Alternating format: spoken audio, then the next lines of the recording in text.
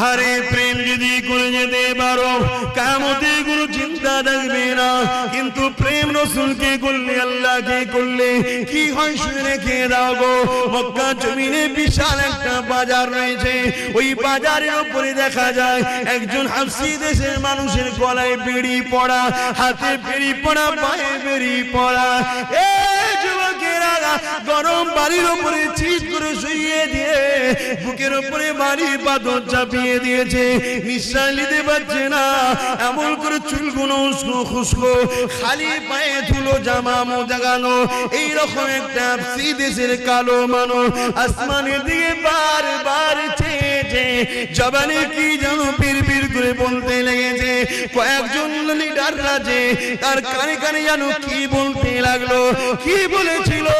তোরা মুহাম্মাদের দল ছেড়ে দে, আমাদের দলে চলে আয়, রহমানের দল ছেড়ে দে, ইবলিসের দলে চলে আয়, নামাজ ছেড়ে দে, রোজা ছেড়ে দে, হজ জাকাত ছেড়ে দে, গান বাজনা সিনেমা যাত্রা মদ জুয়া গেজা জেনা ব্যভিচারিতে চলে আয়। এই যুবকেরা তরুণেরা এইভাবে যখন এই কালো হাবশী যুবকটাকে এইভাবে জুলুম করতে লেগেছে, সে যেন বিড়বিড় বিড়বিড় করে কি বলতে লেগেছে, এমন করে রোদকে লোহাই লেগে গরম করে তার ঠোঁটে চাকা দিতে লেগেছে, তথাপিও যেন চোখ দিয়ে পানি ছেড়ে আসমানের দিকে মুখ তুলে বিড়বিড় করে কি বলতে লেগেছে। এ যুবক মন দিয়ে শোনো, মুখ ফাটিয়ে আব্বাসের দিকে চিল্লাতে এসেছে, টাকার জন্য নয় গো, টাকার জন্য নয়, বুঝাতে চেয়েছি বুঝে নাও ভালোবাসি বলে, কেননা নিঃশ্বাসের কোনো বিশ্বাস নয়, আজ আছি কাল থাকবো না, আজ আছো কাল থাকবে না। এত জুলুম অত্যাচার কার উপরে করতে লেগেছে, যার নামটা হলো বেলাল, যে মদিনার মুয়াজ্জিন এক সময় ছিল গো। আল্লাহ রাসূলুল্লাহ সম্বন্ধে অনেক ঘোষণা দিয়েছে গো। এখন একটি প্রশ্ন, বেলাল কি অন্যায় করেছে গো? বেলালের অন্যায় তৎকালীন আবু জেহেল উতবা সাইবা লিডারের নজরে একটা, বেলাল এক আল্লাহকে মেনে নিয়েছে। বেলালের অন্যায়টা কি ছিল গো? বেলাল মুহাম্মদ রাসূলের দলে চলে গেছে। বেলালের অন্যায় কি ছিল গো? বেলাল মা বাবার সম্মানের পক্ষে গেছে, বেলাল নারীদের অধিকারের পক্ষে গেছে, বেলাল এতিমদের পক্ষে গেছে, বেলাল গরিব অসহায়দের পক্ষে গেছে, বেলাল মদের বিরুদ্ধে গেছে, বেলাল সুদের বিরুদ্ধে গেছে, বেলাল ঘুষের বিরুদ্ধে গেছে, বেলাল দুর্নীতির বিরুদ্ধে গেছে, বেলাল জালিমদের বিরুদ্ধে গেছে। এক কথায় এই জমিনে শান্তি প্রতিষ্ঠিত করবে যে মুহাম্মাদের দিকে গেছে, তাই বেলালের উপরে এত জুলুম গো। এখন চিৎকার দিয়ে তোমাদের জানতে চাই, তোমরা যদি আল্লাহর দিকে যাও, রাসূলের দিকে যাও, ইবলিসের চালারা মারবে, জুলুম করবে, কেস দেবে, জেল হবে, জরিমানা হবে, তাহলে তোমরা চিৎকার দিয়ে বলো আল্লাহর দিকে থাকবে না, থাকবে না?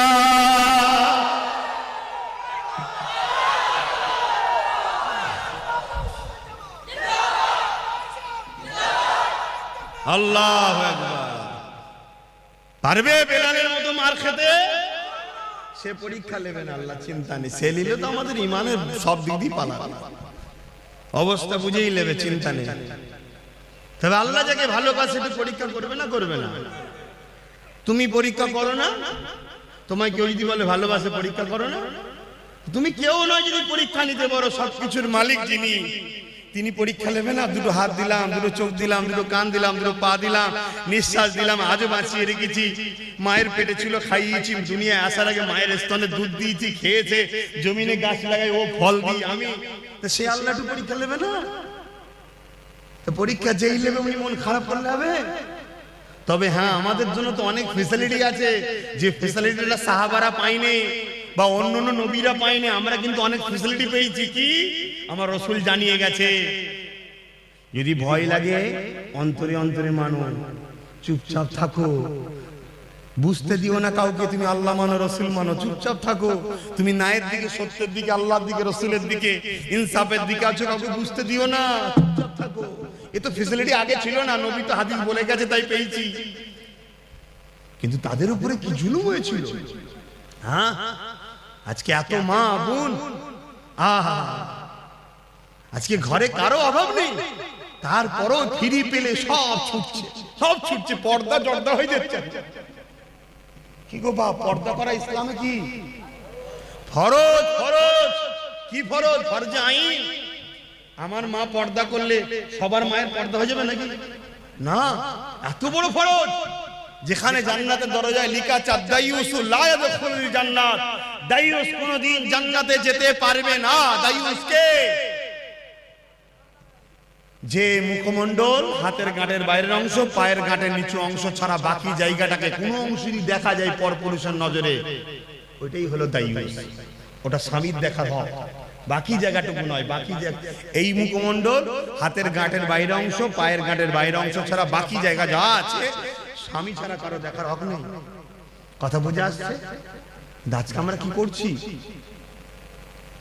এ ওয়াজ করলে আমার মা বোনের হয়তো অনেক মনে করতে পারবে তোমাকে এসব ওয়াজ করতে হবে না, আমার ইচ্ছা আমি যা কিছু করো। মা, ইচ্ছা বলে কিছু নেই, আমার বলে কিছু নেই। আব্বাস সিদ্দিকী যা চিল্লাচ্ছে, আব্বাস সিদ্দিকী নয়, জবান দিয়েছে আল্লাহ, আমার নয় গো মা, ব্যবহার করতে দিয়েছে, সময় হবে কেড়ে নেবে। এ হাত আমার নয়, আল্লাহ দিয়েছে। চোখ আমার নয়, আল্লাহ দিয়েছে। কান আমার নয়, আল্লাহ দিয়েছে। এ কিডনি আমার নয়, আল্লাহ দিয়েছে। নিঃশ্বাস যে টানছি আমার ক্ষমতা নয়, মা আল্লাহ দিয়েছে, আল্লাহ দিয়েছে। আল্লাহ, মা তোমাকেও সুন্দর করেছে, বোন তোমাকেও সুন্দর করেছে, আল্লাহ বিভৎস করে দেয়নি। অতএব আল্লাহর জন্য চলো, দেখো, শিক্ষা লাও, শিক্ষা লাও। যুবকেরা শুনে রেখে দাও, নারীরা বড় দুর্বল হয়ে গো, নারীরা বড় কমজোর হয়ে গো।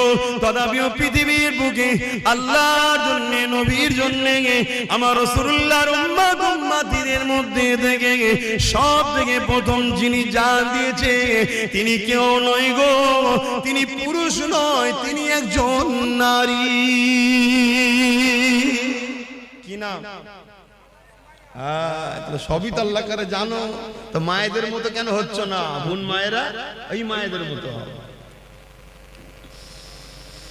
এ যুবকেরা, খুব একটা যে বয়স হয়েছে আম্মা জান সুমাইয়া তা নয়, হালকা বয়স রয়েছে, একটা সন্তানও রয়েছে, স্বামীও রয়েছে।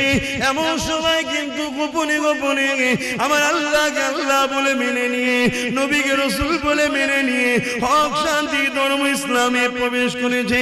তৎকালীন আবু জিল, উতবা, সাইবা, আবুল আহাব যারা লিডার নেতৃত্ব দিত, এমন করে তারা জুলুম অত্যাচার শুরু করে দিল আম্মা জান সুমাইয়ার উপরে। এই যুবকেরা, তরুণেরা, আব্বারা, আম্মা সুমাইয়ার উপরে কত জুলুম করেছিল। অর্ধ উলঙ্গ করে দুটো ঘোড়াকে নিয়ে এসেছে, আম্মার পায়ে দড়ি বেঁধেছে, ঘোড়ার পায়ে দড়ি বেঁধেছে, ঘোড়াকে ছুট কাটিয়েছে। আম্মা জানের পিঠের কোমরে চামড়াটা ঘিসড়ে ঘিসড়ে গুটিয়ে গুটিয়ে গুটিয়ে কাদের কাছে জড়ো হয়ে গেছে। যুবকরা ভেবে দেখো তো দেখি, সামান্য একটু চৌদা গালে খেয়ে যেতে লেগেছ, তাহলে আম্মার উপরে কি জুলুম হয়েছে। আম্মা এই অবস্থাতেও আম্মার বুকে আবার ভারী পাথর চাপিয়ে দিয়েছে, গরম মরুভূমির বাড়িতে পিঠের গোশত সেদ্ধ হয়ে যাচ্ছে। এই অবস্থাতে বলেছিল, এ সুমাইয়া, আল্লাহর নবীর দল ছেড়ে দে, আমাদের দলে চলে আয়। আম্মা সুমাইয়া বলেছিল, রে জালিম, জান একদিন বেরিয়ে যাবে, কিন্তু আমি আমার আল্লাহ আল্লাহ রাসূলকে ছাড়বো না। এ যুবকেরা, তরুণেরা, আব্বারা, এমন করে এক বল্লম নিয়ে আম্মা সুমাইয়ার অন্তরে আঘাত করে দিল।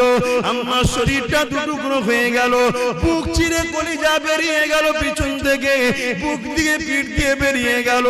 এ যুবকেরা, আব্বারা, তরুণেরা, আমার আল্লাহ বা ফেরেশতাদেরকে বলতে লাগলো, এ ফেরেশতারা দেখলে দুনিয়ার জমিনে তোরা বলেছিলিস মানুষ বানাবে না, ফিতনা করবে, ফিতনা করবে।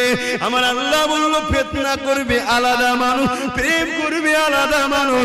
আমার প্রেমিক সুমাইয়া প্রমাণ করে দিল, এই জমিনের উপরে যতই সূর্য উঠবে, চাঁদ উঠবে, ততদিন দুনিয়ার মুখে আমার প্রেমিক সুমাইয়ার আলোচনা থাকবে।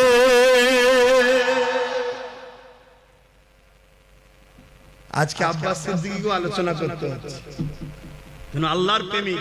বলো, সে আল্লাহর রাসূলের প্রেমিক হতে পারবে তো নাকি গো? জান মাল সব দিয়ে প্রেমিক হতে হবে। দুনিয়ায় কারো কথা শুনলে চলবে না, আমাদের ঘরে মুহাম্মদ রাসূল এবং আল্লাহর কথা শুনে চলতে হবে, তাই তো নাকি?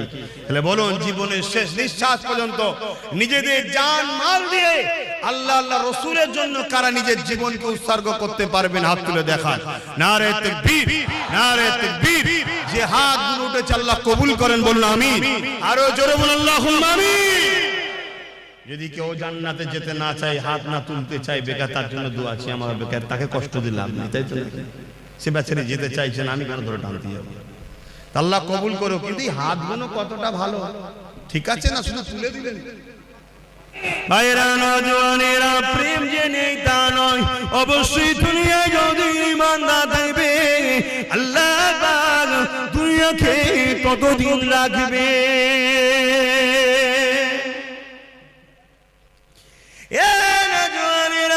আল্লাহ নবী একদিন কাবা শরীফের পাশে সিজদায় পড়ে যে কাঁদতে লেগেছে। মন দিয়ে শুনেন, মন দিয়ে শোনেন। শুনছেন তো? আল্লাহ নবী দিন দুনিয়া বাসাবিল্লাহ জনাবে মুহাম্মদ রাসূলুল্লাহ সাল্লাল্লাহু আলাইহি ওয়াসাল্লাম নবী আমার কাবা শরীফের পাশে সিজদায় পড়ে কাঁদে।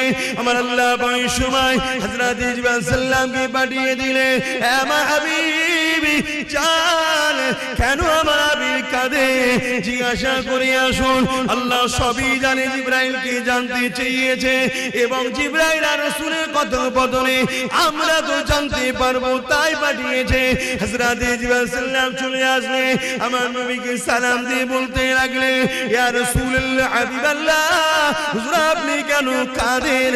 আল্লাহ পাক জানতে চেয়েছে। আল্লাহ নবী বলেছে, জিবরাইল রে, এ জিবরাইল, অন্যান্য নবীর উম্মতিরা অন্যায় করেছে, ভুল করেছে, আল্লাহ পাক তাদের উপরে রাগ করে বেজার হয়ে সেই নবীর উম্মত দেখরে, কওম দেখরে, যেমন আদ জাতি আছে, সামুদ জাতি আছে, সবাইকে ধ্বংস করে দিয়েছে। আমার উম্মতিরা দুনিয়া ধোঁকায় পড়ে শয়তানি খেয়ালে পড়ে অন্যায় করে ফেলবে, ভুল করে ফেলবে। আল্লাহ জানো তাদের উপরে আযাব গজব দিয়ে ধ্বংস না করে দেয়, এই জন্য কাঁদতে লেগেছি। এ যুবকেরা, কার জন্য এখনো বেঁচে আছো? দেখো দুনিয়ায় কি ফিতনা হতে বাকি নেই। বড় দুঃখের বিষয়, সোশ্যাল মিডিয়ায় দেখা যাচ্ছে আজকাল কিছু ছেলে তৈরি হয়েছে সেই জাহিলিয়াতের যুগের মতো, নিজের মায়ের ইজ্জত পর্যন্ত লুটছে। এখন কিছু ছেলে বেরিয়েছে জাহিলিয়াত যুগের মতো বোনের ইজ্জত লুটে নিচ্ছে। এখন কিছু ছেলে বেরিয়েছে জাহিলিয়াত যুগের মতো স্ত্রী সৈপন সর্বে যদি কন্যা সন্তান থাকে তাকে দিওয়াজ করিয়ে দিচ্ছে। তথাপি আল্লাহ এই দুনিয়া আযাব গজব এখনো দেয়নি গো। তবে দেরি করবে না, সময় খুব তাড়াতাড়ি হয়ে এসেছে। নবীর ভবিষ্যৎবাণী অনুযায়ী খুবই তাড়াতাড়ি দুনিয়ায় আযাবের গ্রাস হয়ে যাবে গো। এ যুবকেরা, তথাপি নবীকে আল্লাহ পাক জানিয়েছিল পৃথিবীর জমিনে একজন মাত্র যতক্ষণ দিল থেকে আল্লাহ আল্লাহ রাসূলকে ভালোবাসবে, আমার আল্লাহ ততদিন পর্যন্ত দুনিয়াকে ফানা করে দেবে না। রাসূলের সেই কান্নার বিনিময়ে এত অন্যায়, এত পাপের পরেও এখনো নিরাপদে আছে, তাই তো নাকি গো?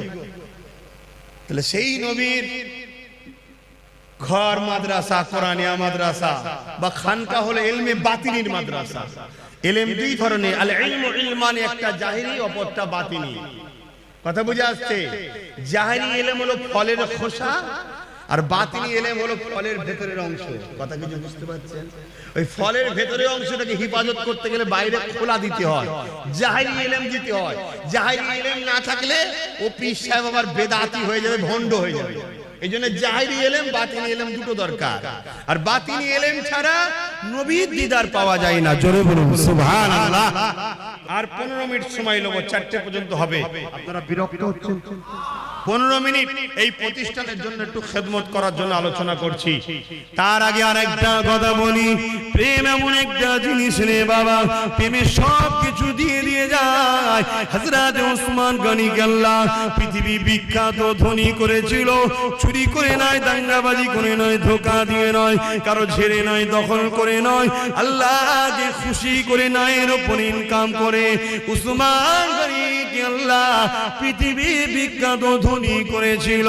এ যুবকেরা, ব্যবসা করো, কারবার করো, হালাল ইনকাম করো, আল্লাহকে সিজদা পড়ে কাঁদো, মানুষকে দান খায়রাত করো, বরকত হবে। হালাল ইনকাম করে কোটি কোটি টাকা ইনকাম করো কোনো অসুবিধা নাই, কিন্তু হারামের 1 টাকা ইনকাম করো না গো, ওই 1 টাকা তোমার সমস্ত হালালকে ফাঁসিয়ে দেবে। এই যুবকেরা হযরত ওসমান গনিকে আল্লাহ এত ধনী করেছে, নবী পাকের বড় প্রেমিক ছিল গো। এমন সময় একজন অসহায় মানুষ আল্লাহ নবীর কাছে এসেছে, হুজুর আমাকে কিছু সহযোগিতা করুন। আল্লাহ নবী বলে, শুনো, যাও আমার উসমানকে গিয়ে আমি রাসূলুল্লাহ আমার সালামটা দেবে, আর বলবে 100 মুদ্রা আল্লাহ রাসূল দিতে বলেছে। যাও বাবা, চলে যাও বাবা। কোন কোন রয়াতে আছে 1000 মুদ্রা, 100 মুদ্রাটাই ধরে চলি। এ বাবারা, এমন করে মানুষটা চলে গেল, যে বলতে লাগলো আল্লাহ নবী সালাম দিয়েছে, 100 মুদ্রা দিতে বলেছে। উসমান গনি শুনলো, অন্য লোকের সঙ্গে কথা বলতে লাগলো, আবার বলতে লেগেছে, ও হযরত উসমান গনি রে, আল্লাহ নবী তোমার কাছে আমাকে পাঠিয়েছে, 100 মুদ্রা দিতে বলেছে। দুবার বললো, হুজুর অন্যজনের সঙ্গে আবার কথা বলছে, শুনে 3বার বললো, মানুষটা চলে যাচ্ছে। হযরত উসমান গনি বলছেন, কোথায় যাচ্ছ? ওই সময় বলেছে, হুজুর আপনি তো আমার কথার গুরুত্ব দিচ্ছেন না। উসমান গনি চৌদি পানি এসে যায়, কি কথা বলছো আল্লাহর বান্দা, তোমার কথা গুরুত্ব তো বলা হতে পারে, আমার জান, আমার ঈমান, রাসূল তোমাকে পাঠিয়েছে। যখন তুমি বলো নবী পাঠিয়েছে, 100 মুদ্রা দিতে বলেছে, উসমানকে নবী স্মরণ করেছে, শুনে আমার দিলটা বড় হয়ে গেছে। যতবার বলো 100 মুদ্রা করে ঠিক করেছি, তুমি যদি বারবার বলে যেতে, তোমার জন্য 100 করে বাড়াতে থাকতাম। এ আল্লাহর বান্দা রে, আমার রাসূল তোমাকে পাঠিয়েছে শুনে আমি বড় খুশি। 3বার বলেছো, 300 মুদ্রা দিয়ে দিলাম। প্রেম কাকে বলে? প্রেম কাকে বলে?